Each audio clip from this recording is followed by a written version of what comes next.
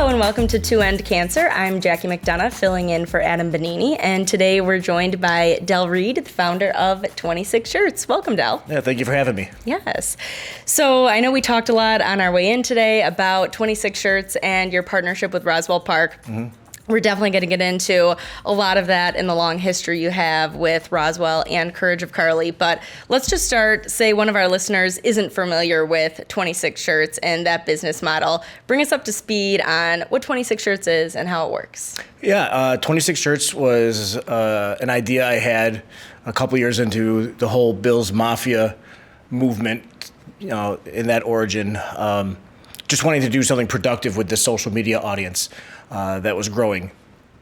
And, early on in Bill's Mafia, we had tried different fundraiser tailgates and things like that. And I always say the table smashing came later. That wasn't, now when you say Bill's Mafia tailgate, it means it's like something completely different. But we tried a couple different fundraisers and the like for Courage of Carly, or back then it was Carly's Club. Mm-hmm. And constantly as this social media account that I had was growing and growing and growing, people would ask, hey, can you share this? Can you retweet that? And I noticed there's a lot of families that were dealing with, whether it was cancer or some terrible accident or just all kinds of, anything you can think of the worst thing that could happen to you. A lot of people in the community that were suffering. And so I had this idea, because I've always been a bit of a t-shirt nerd. Maybe I can do like a 1-year project, because I don't want to overly commit to something. A 1-year community service project, and I would do a different shirt every 2 weeks. 52 divided by 2 is 26. So that's kind of where the weird name comes from. But the whole point of 26 Shirts is we sell limited edition apparel, gear, merchandise, because it's grown so much over the past 12 years now almost. And everything that we sell gives back to a local family or nonprofit. And so we've been doing it now for, like I said, almost 12 years, and we've raised over $2.2 million that we've been able to give back into the community. Wow, that is unreal. And one thing I love about this podcast is it's one of our goals is to highlight people who are using their unique gifts or interests to make a difference. And I feel like that's exactly what 26 Shirts does on a very broad scale. And like you said from the beginning, one of your partners was Roswell Park and Courage of Carly. How did that come about? Walk me through your connection with Roswell Park and Courage of Carly. Yeah, there's a couple layers there. I mean, I worked at Roswell Park. A lot of people don't know that, from 2001 until 2015. And so I had, first-hand view of what was, the work that Roswell was doing. And a lot of times, I was a web developer, so I was kind of tucked away in a different area of the campus. But, you would have meetings with, different people in the hospital building, or you'd walk through the hospital to get to one of the many buildings on this campus. And you'd see somebody, walking with an IV pole, or someone wearing a mask, which was not common in the early 2000s. You see a little bit more of it now still, but and you were reminded of what, where you work and what you're doing. And on top of just, all the different applications that we were building and websites. So that, that alone is like, wow, okay, even in my own little small way here, as I'm typing this, this code, I'm making a difference for someone in the community. And then also, my wife, a lot of people don't know this, Carly was actually my wife's cousin. So there's a lot of that familiarity there as well. So eventually I ended up getting embedded in the Alliance Foundation for the last few years that I was here, and doing a lot of work on their, smaller satellite websites. And really got firsthand view of the work that was being done and the efforts that were being put in to support Roswell's work at the Alliance Foundation. And my cube was right around the corner from the then Carly's Club main office space. And so you're seeing a lot of the work that they're doing, even just like down the hall. And so it just really, as this, this Bill's Mafia thing took off, it seemed like a natural progression to take, that interest in my life and find a way to merge it with what I was seeing, every day at work. Mm-hmm.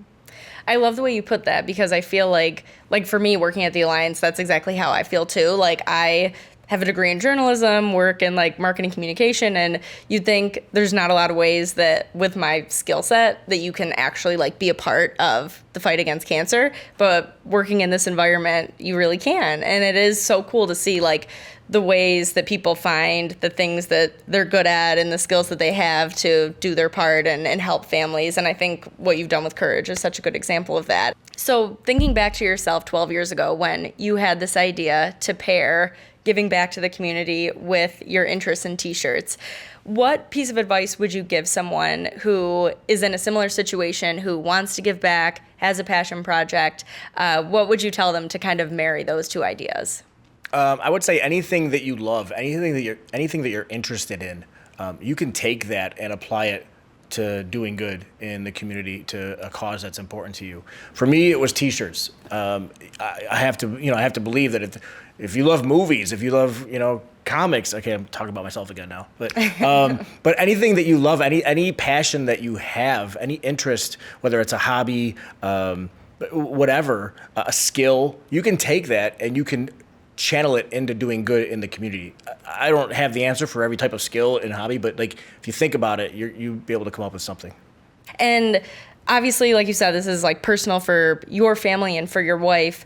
What's her reaction seeing how much this has grown and the funds you've been able to raise through 26 Shirts to benefit kids who are battling cancer and using Courage of Carly services? It's hard to say what her reaction is because she's kind of been a part of it, since the jump. The early 26 Shirts days, I had an awesome partner, Dan Giganti, who helped me launch it and really get it off the ground. And but as time moved on, and Dan went his way, my wife has really, I wouldn't even say stepped in because she was a part of it before that, but she's been a huge part of 26 Shirts success. I mean, her role is basically our free part-time employee off the books. You know what I mean? How it works. But no, she's just a huge supporter of everything we do, even in the minutia. So it's really hard to gauge her reaction, but she's pleased. And I spent a lot of time on the 26 Shirts website. I do a lot of my Christmas shopping there. And you have such a wide range of different products. And I feel like whatever your interest is, you can find like a shirt that kind of fits that niche. So how did you decide after all these years that Courage was going to be the one that stays with Mafia gear? I feel like that's got to be one of the most popular. And what made you want that to be the one that was locked in with Courage? Well, I mean, those early Bill's Mafia tailgates that I was telling you about, those we would have like a basket raffle or some kind of fundraising component or a 50-50 or something. And those were supporting Courage of Carly because it was such like I said, a no-brainer because of all the different connections.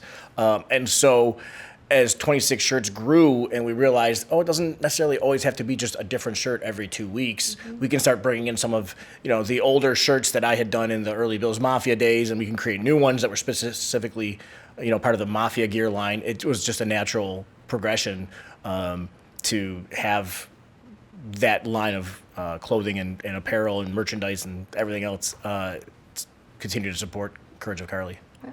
And I think last I checked, is it 75,000 that has benefited Courage of Carly through this Mafia gear line? It's in that neighborhood for sure. I should have checked my spreadsheet before before I left, but it's approaching six figures.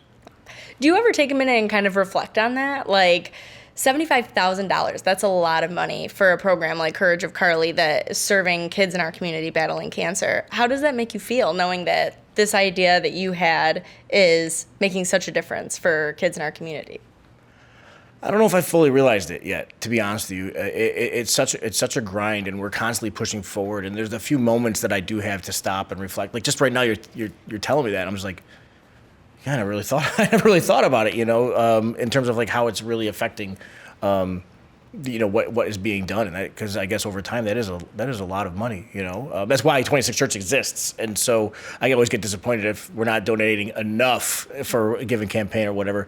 Because I have high, lofty goals. So the fact that we haven't hit 100,000 yet is kind of annoying because I've been doing it for so long. So no, but it's special to be able to have done something like this because Roswell gave so much to me in the 14 and a half years that I worked here. I wouldn't be the person I am had I not been here. for that time, and the people that I met and the connections that I made, the professional investments that the organization made in me as an employee. Those are still being used today. So it seems very natural for us to be supporting it, and it feels good to know that I have been able to not only give back to the community, but to give back to Roswell for what Roswell did for me. I say this to everybody who asks about working for Roswell Park in some capacity, and I also work for the Alliance. And one thing I always try to plug, just because I think it helps when people are thinking about like what kind of organization you want to support, but the level of like upper management at the Alliance are some of the most like mission-driven, selfless people I've ever worked for. Like, and Cindy Eller, she's awesome. Yeah, she was awesome to work for. I was like 4, 5, 6, 7 levels down from her, but you would never know that, because she was she was just so involved. I feel like with everybody in the Alliance, and she was. Can I say a sweetheart? Like, she's an awesome person. Yeah, I feel like that's very reflective of most of that level of management. Like, I think all the directors at the Alliance are people who genuinely are here because they are so deeply invested in this cause, and they're also great people to work with. And I think that's why you see a lot of people who come and want to stay here long term, not only because they get like locked into the mission, but also just because the environment that is created here is so strong. And you've been someone who's lucky to see that on both sides.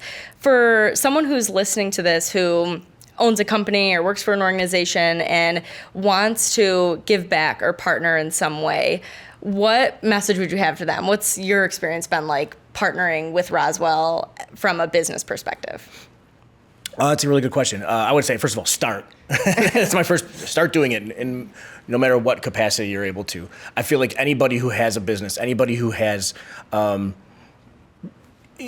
access to whether it's the influence or the ability to provide a product or a service, you can absolutely bake into the cake something that's going to give back to a cause that's important to you. But the one thing I have, and I've said this on other podcasts in the past, is it can't be a gimmick. Like, giving is not a gimmick. It's not. It's not even a feature. It has to be a fundamental pillar of what you're doing.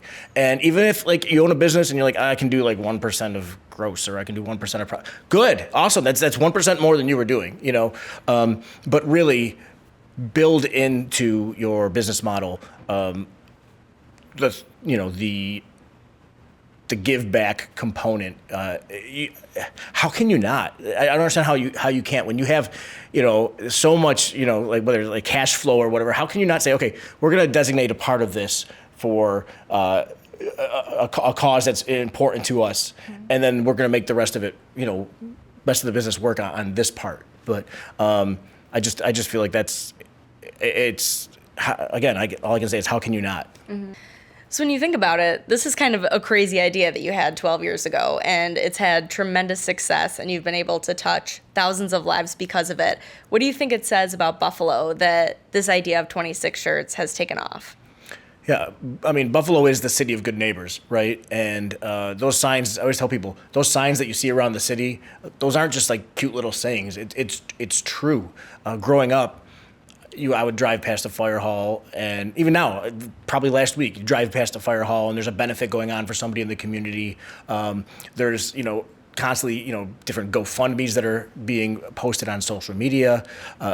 This community really supports its own, and I think it was an interview with Steve Tasker 10, 15 years ago I saw, where he said Buffalo's not really a transplant city. I mean, there are exceptions, but if you live in Buffalo, you were probably born in Buffalo. And that connection, and I'll say, like, you walk past somebody, you may not know that person, but I guarantee you know somebody who knows that person. So we're all very tightly connected here in Buffalo. And so an idea like 26 shirts, the community showing its love for the community in a way that supports the community. It's such a Buffalo thing, and we've tried it in other cities, Pittsburgh, Chicago, Cincinnati, and we continue to try those efforts. But I'll tell you what, we've never had it resonate like we do in Buffalo, and part of that is because obviously this is where we're planted, is Buffalo, but there is something special about the Western New York region that is different from everywhere else, and I think it's love. We love each other. You love your family, And so many of us are family. We're related in some way, whether it's through marriage or whatever else, too. We all kind of know each other. And so that's what makes Western New York so unique, so special. Are there any designs you kind of keep on the back burner and wait for like an amazing win to be like, okay, now is the week that we're going to push that one out? There are. But sometimes we get antsy, and I get antsy, and I might just release it. I hate sitting on something for so long, but there's a couple. There's one design we had a few years ago. We designed in like 2021 or 2022, and it was a buffalo stylized like King Kong, like I've seen that one. Okay, yeah. we sat on that for 2 years because we kept waiting for Buffalo to win in New York. And for 2 years in a row, they lost in New York. So we've been sitting on this design. We had posters made and everything. So finally, they beat the Jets in New York, and we finally felt like we could do a picture of Buffalo on top of the Empire State Building, like smashing a green jet. Oh. But yeah, so there are some designs that are sitting and waiting. We have some really special designs that, I mean, something really special has to happen for us to release them, and we came really close last year, but it gives us more time to work on them and refine them, I guess. The 26 Shirts creative process is, I joke, it's arguments, because I'm really lucky that the team that I have, they're all bought in to what we're doing, and they're not sloughing off like, I don't care, whatever you want to do. Like, we all have strong opinions about what should be done, and whether it's designs or even like business plans or implementations. And I always joke with them. I say, hey, listen, the only reason I'm in charge is because I thought of the idea first. And so I'm a big believer in collaboration. So if you're here at 26 Shirts, you are here because you belong and your voice is important. And we have interns that come in, and we'll have our team meetings, and they'll sit at the table, and I'll say, what do you think? Because everybody is bringing their own life experience. Everybody is bringing their own ideas and concepts to the table, like the literal table in this example.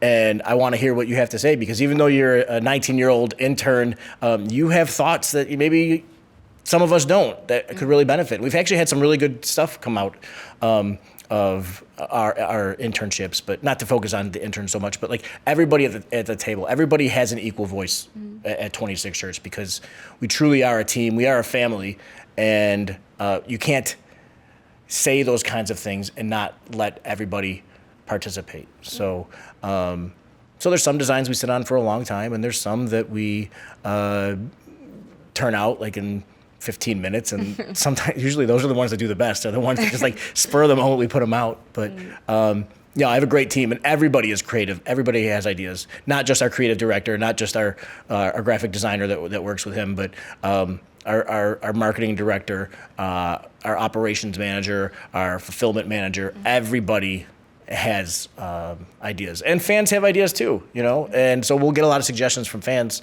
and oftentimes like, we're not able to use them for whatever reasons, but there's times when we're able to actually do a design or a concept that somebody suggested.